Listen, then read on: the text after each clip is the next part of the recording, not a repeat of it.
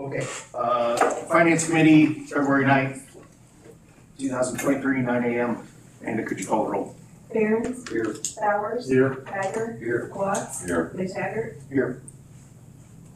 Okay, call meeting to order. Do we have a motion to approve the agenda? Geiger, second. Barons, all in favor? Aye. Motion carries. We have public comments. Hearing none, we'll go on to Meyer Munyon and the general liability insurance update. So we have a policy now. I just spoke with Jill. We'll get the policy over to you. There's also a conference coming up in May that ICRMT is part of. So there's invitations there if you guys want to go. I'm leaving a stack of these for you guys if you want to pass them out. If you have any interest in attending, if I can help you guys with anything, let me know. All right? Okay. That's all I got. Thank you. Thank you.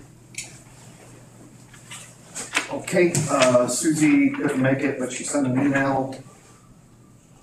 Says things are good on our end. The claim run from BCBS to Envision is great. There have been no missed claims or reimbursements. I'm glad we made the move from BPC to Envision.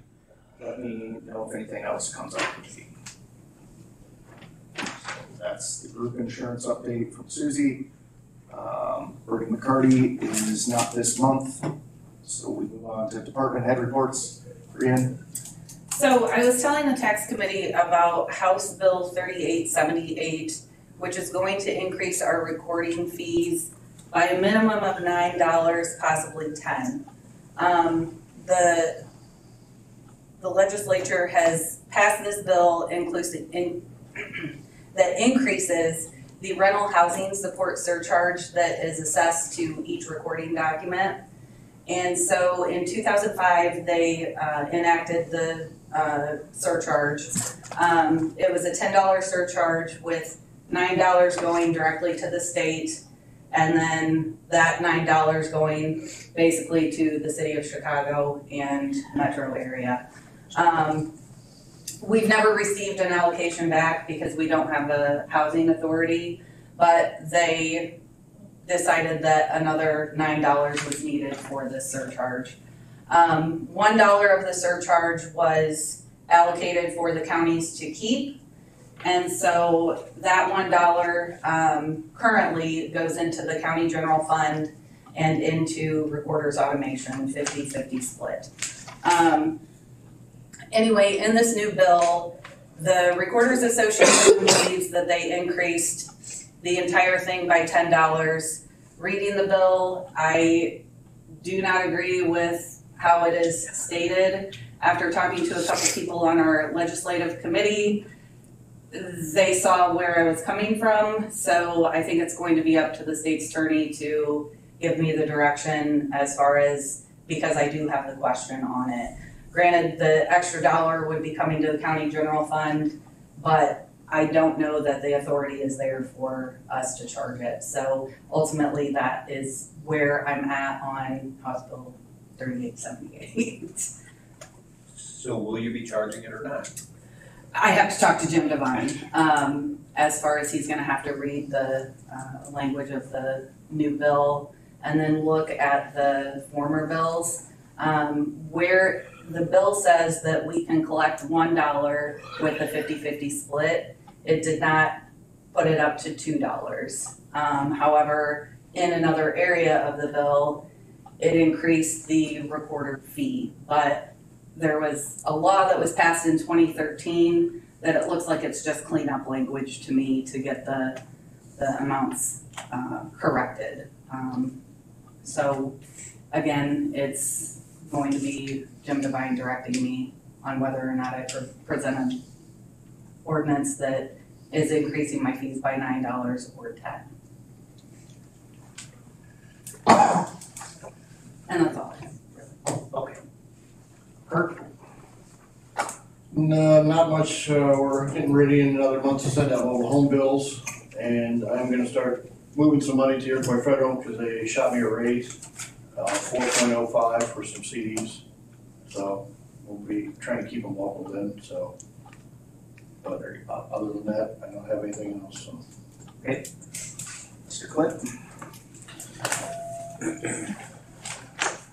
as of yesterday morning, I didn't think I was going to have much to report. And then I started thinking about things, and oh yeah, this is something fun to be doing.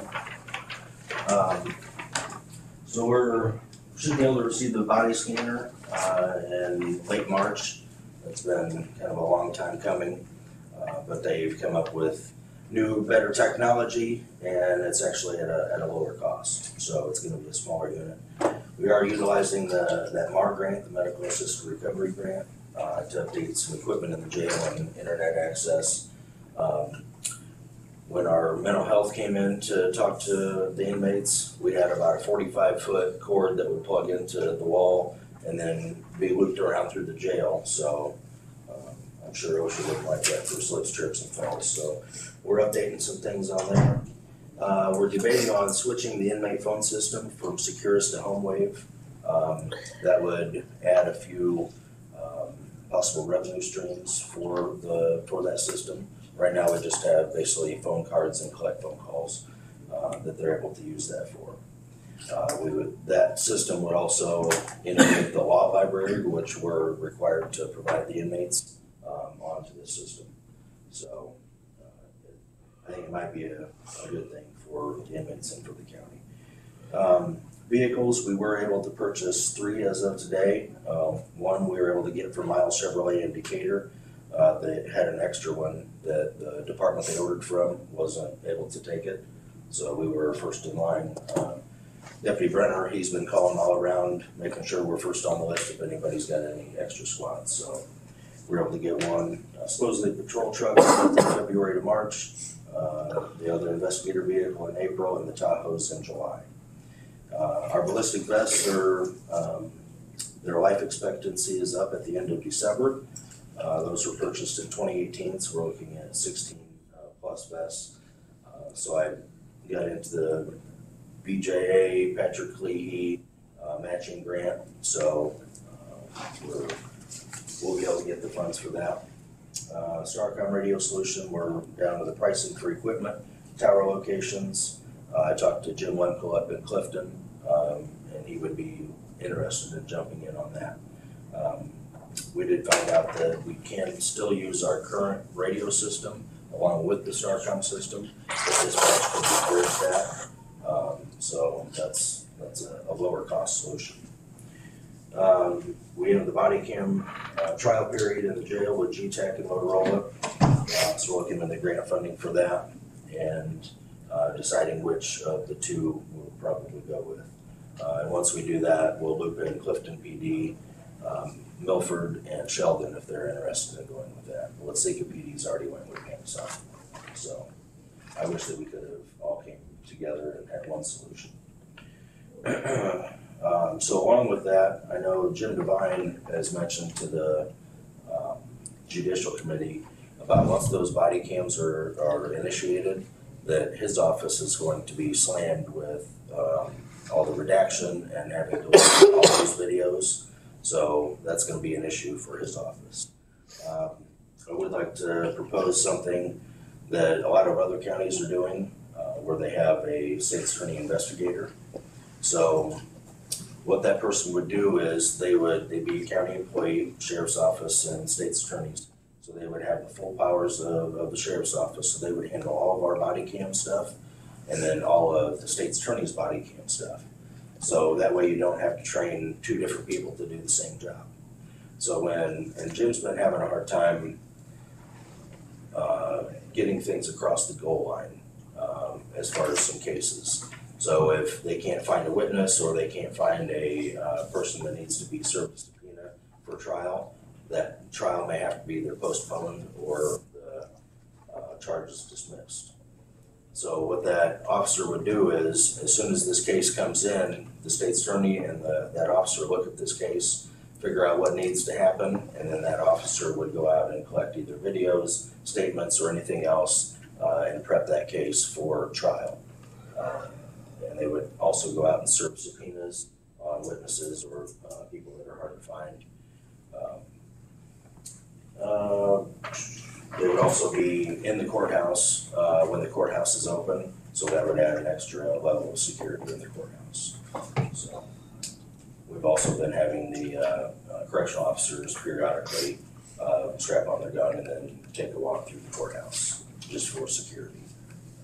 Is there any way that that new officer that we got the grant funding or whatever for dealing with the child protective stuff? I know you were saying that wasn't necessarily an all day, every day kind of responsibility, even though it was very important and we're getting the money for it. Yeah.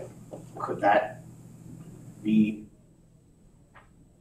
one type of thing that's working on those, or better to utilize that person in that kind of a role or something? We could possibly look into that once we get going with that, Yeah. that program. So, and that'll be starting February 28th is when that deputy will start. I was just thinking, I know you talked about that thankfully we don't have lots of those responsibilities, even though we're getting the money to fund that, or a lot of those. And our guys are busy out on the street. I think in the last week, they've taken 3 guns off the street, and every arrest has been coupled with meth. So we have been going with the COVID rules where people are getting I-bonded. That ended yesterday after we talked with the judge and the state's attorney. So we're going to be keeping the people in jail that need to be in jail. So hold them over for court. So jail overtime has decreased quite a bit. So, and out of our 45 medical appointments, 41 have been able to be in-house because of the telehealth system. So Good.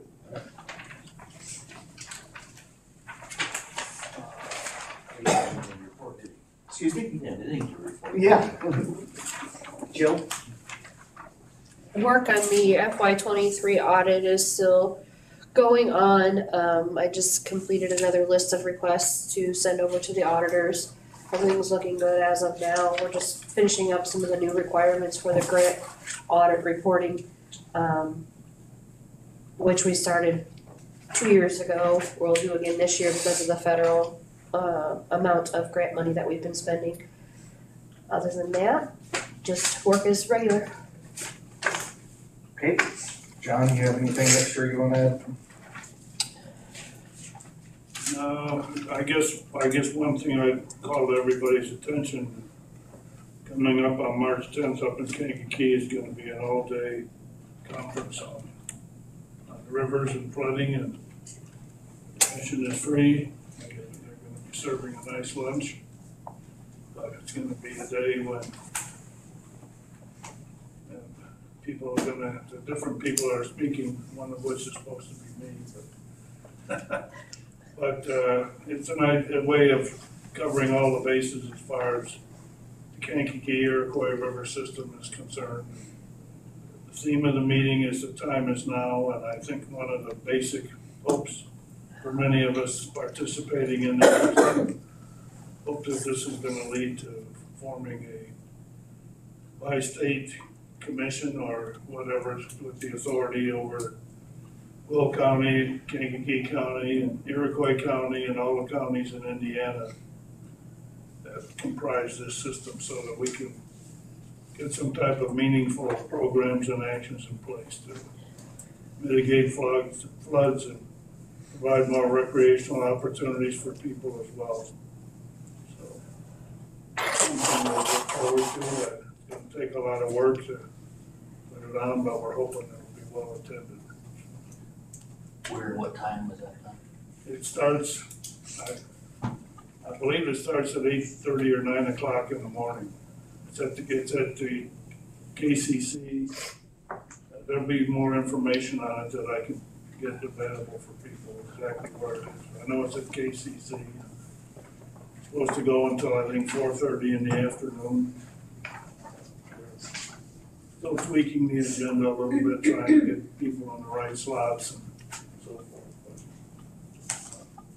But there's going to be people talking about the recreational aspects of the use of the needs to control floods and control the flow of water. There'll be information on what's been accomplished thus far in Indiana, what's going on in Illinois right now, and what needs to be done. So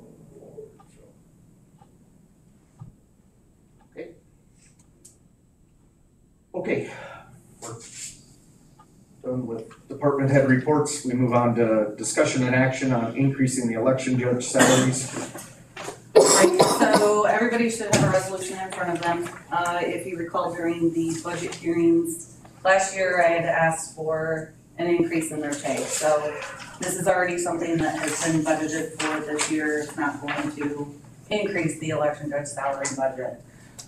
What it would do is increase the base pay by $15 and then the additional pay that we give judges for attending class and working the election, it would increase that by $5. So $20 total per judge.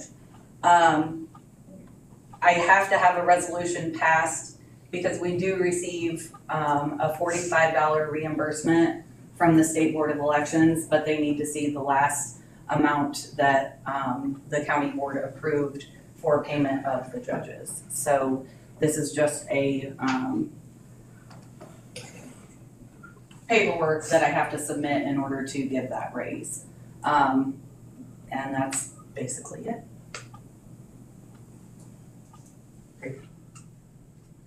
What does the last line mean? Or how does that? The judges get paid $15 to attend the training. So regardless if they work on election day or not, we have to have several supplementary judges in case our regular judges can't work. They're required to attend class, so we have to pay them to attend that class, that $15, which we average about 185 judges is what we technically are supposed to be using on election day. We can't get enough people to serve in every polling place. For elections, we can use three judges for consolidated elections, but as far as that's allowed by law. In general elections and in primaries, we also have used 3 judges throughout the county because we just don't have the judges to work. So anyway, we average about, I wrote it down, 150 some per election is what we end up paying for judges working on election day. It's like 153, I think. Motion. Yep. We need to, I guess, a motion to approve the resolution. So. I'll second it. All right. Anyways, any other discussion or questions or? Do the election judges get the $25? Is that like in addition to the 15? Right, so what we have is we have some judges that absolutely cannot make a class if they get sick or if they just can't make it work in their schedule. But let's say it's someone that's been a judge. We have one judge that's been a judge since Kennedy-Nixon election. So that's been a long time ago. She has been to the classes. So anyway, we only pay, if they don't go to class, we would only pay them the $140 because they didn't attend class. That's all they would get paid. They wouldn't get paid the additional 25 and they wouldn't get paid the 15 for attending class. So the course is not really a requirement to serve as an election judge? No, it is a requirement. That's the thing. It is a requirement to have, I believe, 4 hours of training, which we split that up over a period of 3 elections. So if they miss a class, it's okay because they get the hours of training in the other election. So, we had an election in June, which was rare, had one in November, and we're having one in April. Not a lot has changed in between all of those elections. Granted, we want everyone to show up to the class because the elections are very, very different. But if they've worked the election before, it's kind of a, well, that's okay because we need bodies in the polling places. And she's taking volunteers, I'm sure. We always do, yes, absolutely. And we actually had to do a survey after this last election, And 71% of our election judges are age 60 and older that served in the last election. And 57 of them are 71 and older. So They got time. if you think about it, they have time, but if you think about that long day, I mean, it's hard for a young person, and that's their biggest complaint is, dang it, it's such a long day. So, And they have to declare either Democrat or Republican, they can't be independent. well, that's the thing. They have to work as a Democrat or a Republican. So Do they, you check to see who's working as a Republican Party chairman? no, Right. So do you I check and assume- see if I those assume election you're doing judges your pull job. a Republican ballot in a primary election? They might not vote in the primary. We encourage our judges to vote, but if they don't feel like they want to choose either one, but want to work as a Democrat or a Republican, and they're on that list that is submitted, then they work as a Democrat or a Republican. But they do have to serve as a Democrat or a Republican.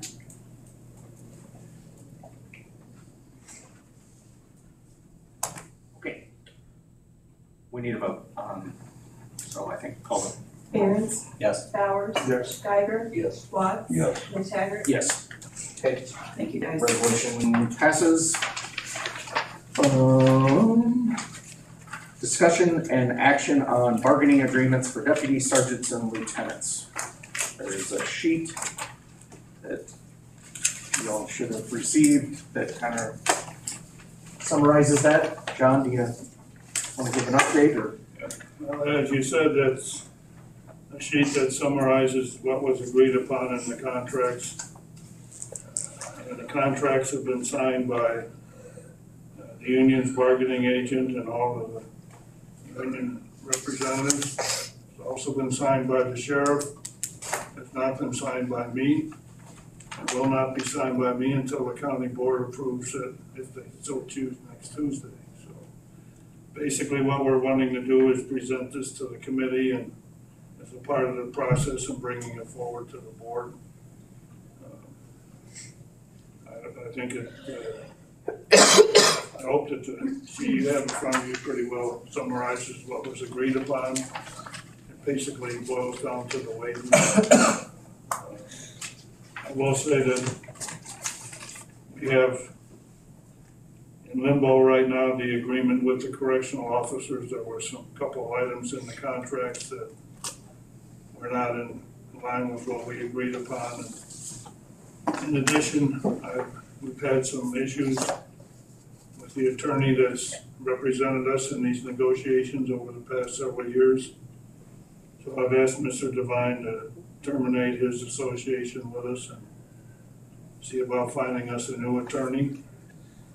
In the meantime, Mr. Devine has agreed to take on the responsibility of getting the correctional officer's contract straightened out, and probably he'll also work with us on getting the contract for the telecommunicators accomplished as well. But right now, we do have these two contracts completed. I've gone through them, and they're in line with what was agreed upon. I've given them back to the Brian, and she has a copy of this as well to present to the board on Tuesday. So unless somebody has any problems or questions about this, why, I guess all we really need to do is have a motion to bring it to the board. I'll say, this was all within what we have in the budget too. I mean, it was within the kind of placeholder we had because we didn't know how this was gonna turn out. So just as a side note, I asked you here. And obviously the wage increases are much higher than what they've been in the past, but that's a reflection on the inflation that we're all have been experiencing. It's what we think we can afford, and at the same time reward our deputies and sergeants and lieutenants for their efforts as well. Is the Juneteenth holiday a federal and state holiday? I don't believe it's a federal holiday, but it was approved by the state legislature last year as a holiday in this state, so really including it in this contract was already something that was in place, so there wasn't a lot of debate about it. It's another crazy thing where we have to recognize the situations and the racial discriminations and other activities along those lines that we have, where we have to have holidays now and so forth. I don't know. We all have our own opinions on them, but nevertheless, that is what it is, so. It's just like next Monday is a holiday and the Monday after that's a holiday, all for President's Day. Why isn't one holiday good enough? You know, I don't mean to say I'm against having our employees have holidays, but then again, you know, what is the purpose of a holiday? What are we honoring and so forth? So that's kind of how Juneteenth came around, Scott. I don't know what else to tell you about it. Scott, it is a federal holiday. Oh, it is? Yeah. Right, well, I move to Send it to the full board, yeah. Okay, do we have a second? Lots. Can we just do a voice vote? Barron, yes. Bowers, Yes. Geiger, Yes. Watts, Yes. McTaggart. Yes.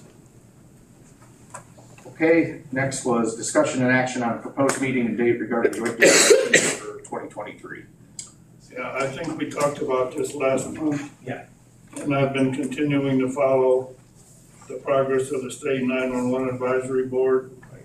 And really there hasn't been a lot of change in that insofar as their actions and activities is concerned. I think I got the dates right. It was after our meeting last month when Paul Ducat and Eric Raymond and I went down to Champaign and met with the people from the 911 board down there. And Ralph Caldwell, who's the administrator of what they call 911 MedCAD, which is the same joint dispatch as here. Mr. Caldwell is also on the state 911 advisory board. And they're very strongly interested in getting the state surcharge bumped up to sufficiently to cover the costs of administering the joint dispatch program. And they're also interested in maybe including something in there, some type of a COLA provision, so that we don't have to go through this all the time, where we can somehow be able to keep pace with costs and so forth. So one thing that they are doing is that they are conducting a project of research to find out what nearby states are doing and how they're funding their joint dispatch. And they expect to get the results of that back sometime in April, I believe. In addition to that, the 911 advisory board is, I guess they have, working with the legislature, filed a shell bill on the state statute, which expires at the end of this year. And they're anticipating or planning between now and the end of the session in June to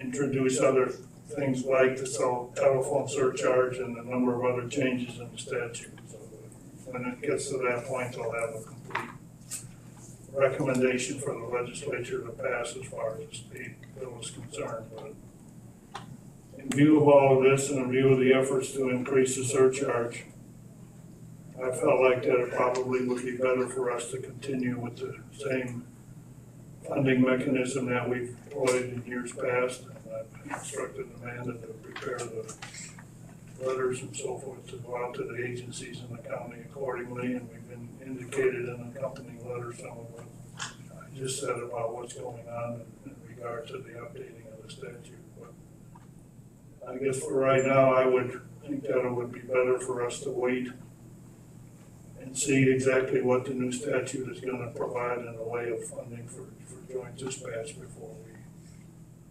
go any further with our efforts. So my recommendation that we just, if we want to table it or whatever, till we find out later in the year what this new statute is going to be like. Well, I think that's fine. The one thing was, is it, when Watsiko's budget, Your May, May. whatever. And all the other towns and really all the other agencies are pretty much the same. So,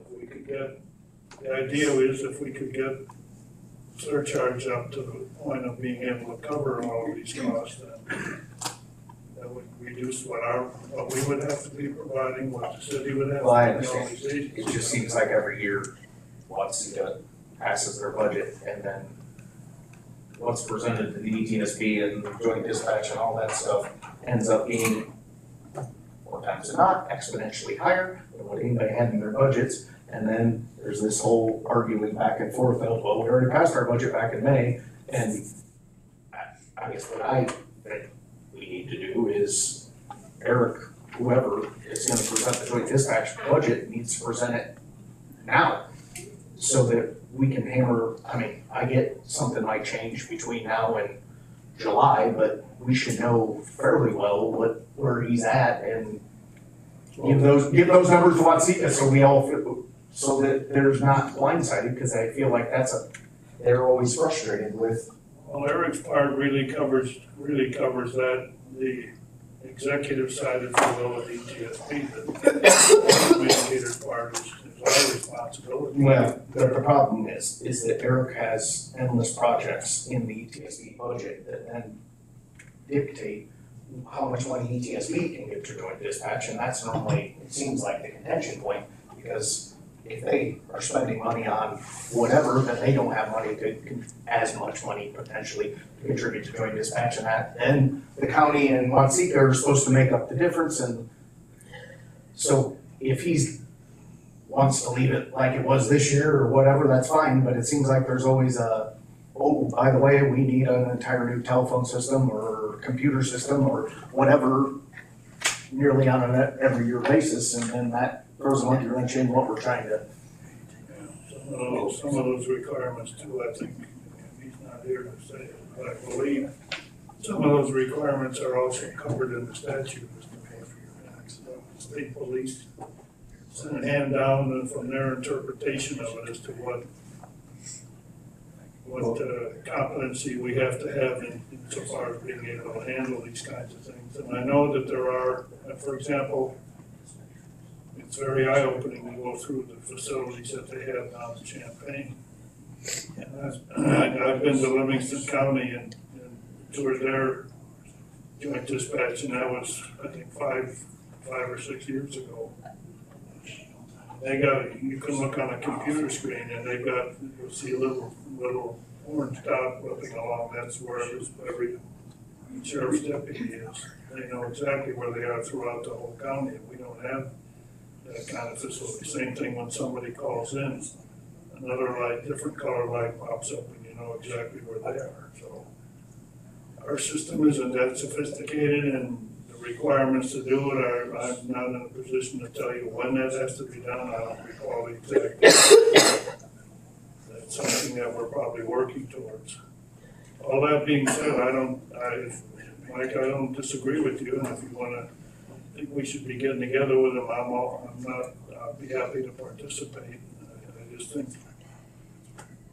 there's two sides to this thing, you know, one being where the surcharge is gonna be and what the state statute's gonna say, which. I think we just know if they throw more money at us, which, by the way, I just read an article just in the last 4 weeks from Illinois Policy saying we have the highest surcharges in the country on 911 stuff.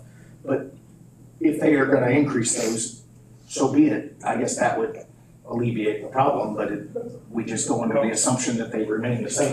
Well, and I think therein lies part of the problem, because that what article you read could be correct, I don't know, but one thing that we did learn when we were down there is that there are counties in the state right now that the money that they're collecting from the surcharge is way more than what they need to administer the program, and they're using those monies for other things.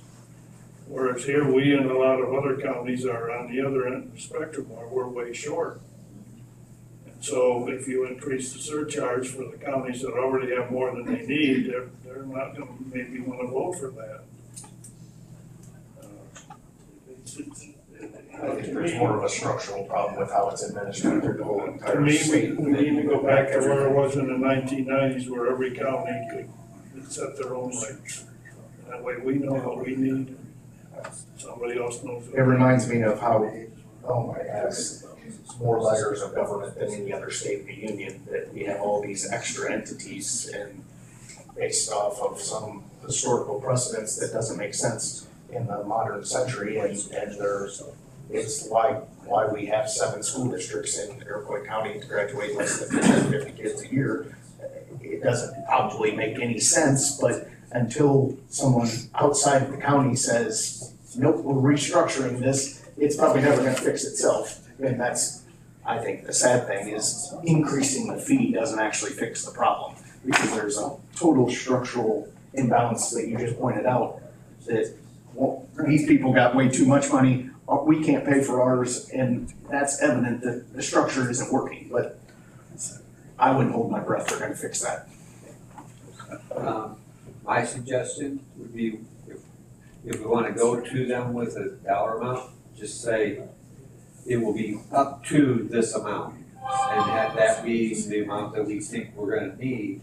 Then if things do change before July or whatever, we can say, hey, we can give you a break on that. Right, well, that's what I think as far as the safety agencies, other agencies in the county, they pretty well are able to do that just by the billings that we've sent to them. I think the city of Watseka probably is the one that we really would need to get something like what you're saying established. Right, I think that's the most important, yeah. And the villages and whatever, the townships, whatever, theirs don't dramatically change, but like I said, based on these projects, whether government mandated or out of boredom, the number swings violently from 20 to 50 grand. I don't think the mayor of Watseka is against meeting with us. Yeah. Well, I don't even know that it does any good to meet with him until Eric and the ETSB board need to present something is the first step, because I could guess and I could give them the number I think, and they probably wouldn't like it. But You want me to talk to Eric about that then? no, that'd be fine. I mean, I can go to the next month's ETSB board and They just had it last night. They just had it last night. I'm saying I could go to it next month and talk to them about it. Well, if we let them know ahead of time what we're looking for, maybe we can start putting some things together. Well, that would be good. I think that's the linchpin that always, he comes in with 6 different budget versions, and one of them we're paying 50 grand more than we paid the year before, another one we're paying the same, and there's a 3-month debate over what that number should be, and Watseka complains about it because they already have their budget. We just need to get that over with before Watseka passes their budget. I mean, and so they actually have a say in it too, because quite frankly, it's kind of like almost blackmail at some point, because they've already passed their budget, and then you say, oh, by the way, you owe more money, but I didn't tell you were gonna owe more money. It's not a decent way to do things. Is Eric at these meetings to help educate people on the need that he's requesting with the city? We had meetings last year with the city, the 3 of us, yeah. Is Eric there? Yes. Okay.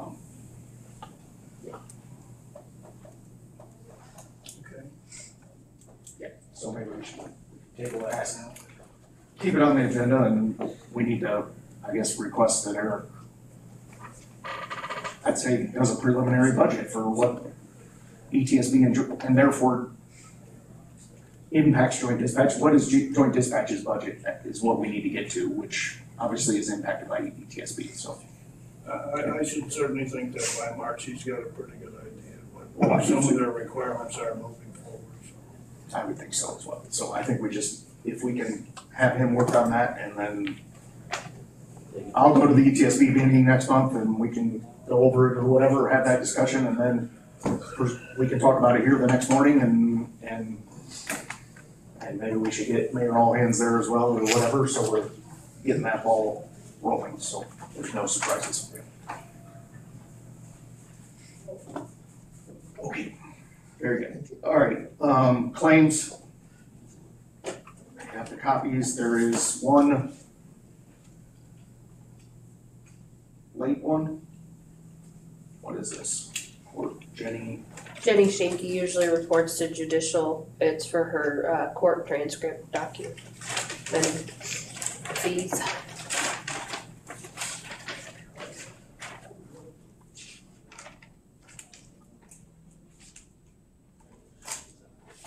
It is for $360. This happens every month, right? Yeah. And the other ones, did we get those emailed? I don't know if I looked them over. Yeah, you did it. She just turns them in late then, or what? No, she normally doesn't. This is the first time. No, she's normally on time.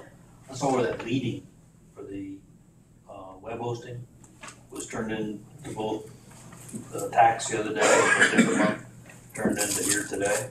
It should have went to tax. I talked to Lacey already. She put in the wrong accounts payable Okay. number, and we got that fixed. I noticed that at tax the other day.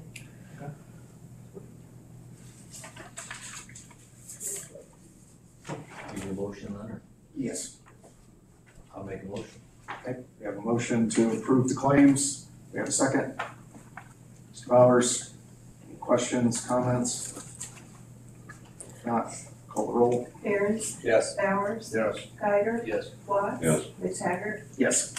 Okay, motion carries. Do we have any old business or new business? If not, we can have a motion to adjourn.